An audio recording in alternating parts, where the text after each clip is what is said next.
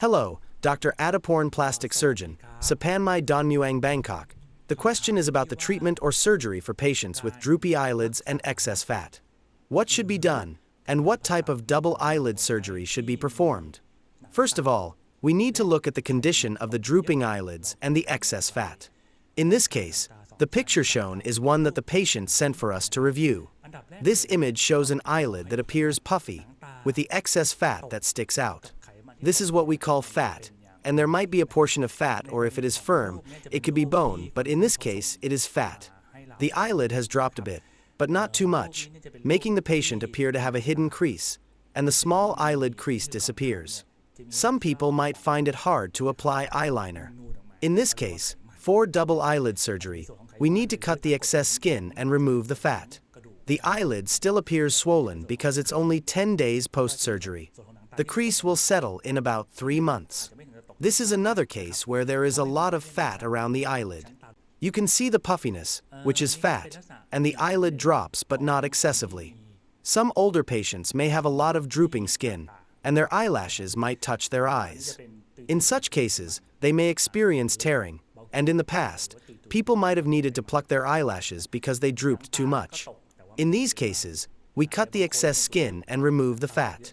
It is also important to set the crease at the right height, depending on the patient's preference. Some like it higher and more defined, while others prefer it lower.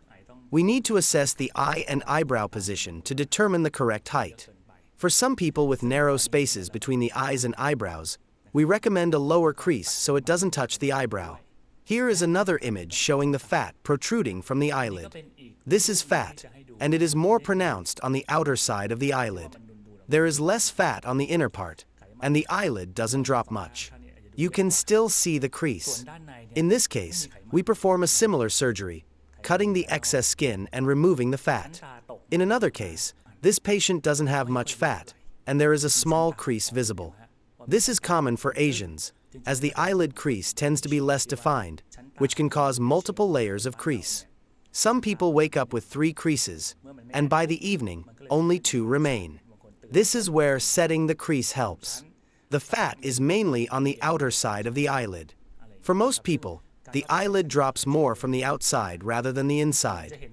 Therefore, in this surgery, we often perform a procedure called lifting the outer corner of the eye, or some call it lifting the phoenix tail.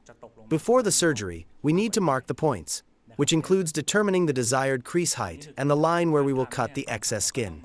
We assess whether the patient has a lot of drooping skin, so we may need to cut more. For those with less drooping, we'll cut less.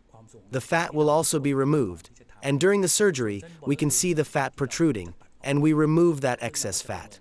For people with less fat, we will either remove a small amount or not remove it at all.